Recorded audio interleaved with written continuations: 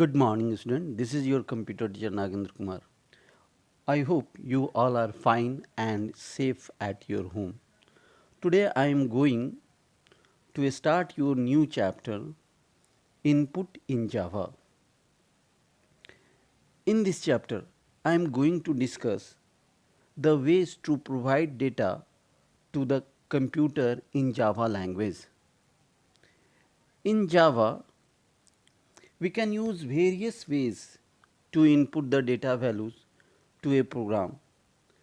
The first way by using assignment statement, the second by using functional argument, third by using input stream reader class, and the fourth by the using scanner class. This is the four way we can input the value in Java program.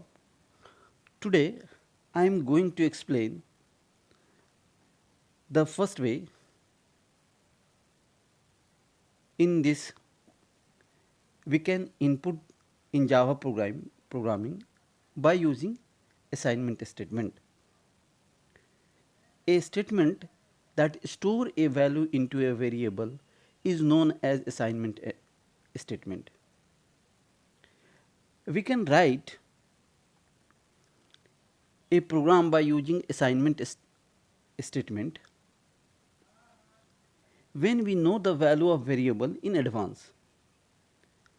Let us understand this with the help of Java program. So this is a program in Java that assign and display the name, class, roll number, subject, school, city of an student. So this is a simple program of Java. We start writing this program by the first defining the class stud, student. Then I have put the curly brace and then I have defined the public static void main string x, your main function. Then after that I have once again given a curly brace to start your main block. So I have taken, now I have assigning the value of each variable one by one. So I have start with the string name, the first variable of type is string name, and in this way I have stored the name within the double quotes Rakesh Kumar. Then I have taken the another string variable std standard is equal to 9a. Third, I have taken the third variable of type int roll is equal to 40. The fifth variable I have taken sub is equal to computer. Next variable I have taken sch and we have stored the name of the school, Kerala Public School. And then the last variable I have taken city of type string, and in this way I have stored Jamshedpur in double quotes. In this way we assign the different values inside the different variable.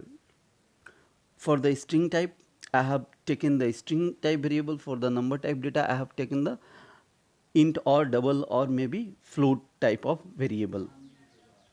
Then now after that I have start printing each of the data by the system.out.println one by one. For the first statement I have print the name.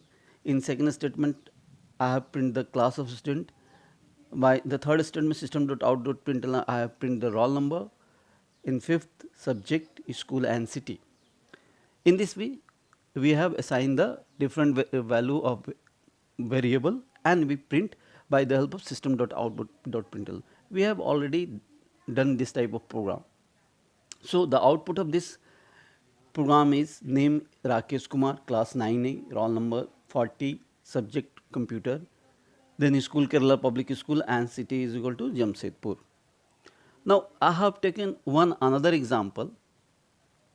In this, write a program to find the simple interest and the amount to calculate the simple interest and the amount when principal, rate of interest and time are given. So here I have again start with the definition of class SI, simple interest. Then I have defined the public static void main function, and then I have first declared the three variable of type integer int p, r and t, then double two variable of double type si and the amount, and I have initialized si is equal to 0 and amount is equal to 0, 0.0 or sometimes 0. Now I have given the, we know the value of the variable in advance, so I have given p is equal to 500, r is equal to 10 and t is equal to 2. After that I have given the formula for simple interest. It is p into r into t whole within the small bracket and all together is divided by 100. In this way we calculate the value of SI, simple interest, where P, R and T already given. Then after amount is equal to P plus SI. The principal plus simple interest, when we added we got the amount. Okay. Now after that at last I have to print system.out.println, thus simple interest is equal to plus SI, and then system.out.println the amount is equal to AMT.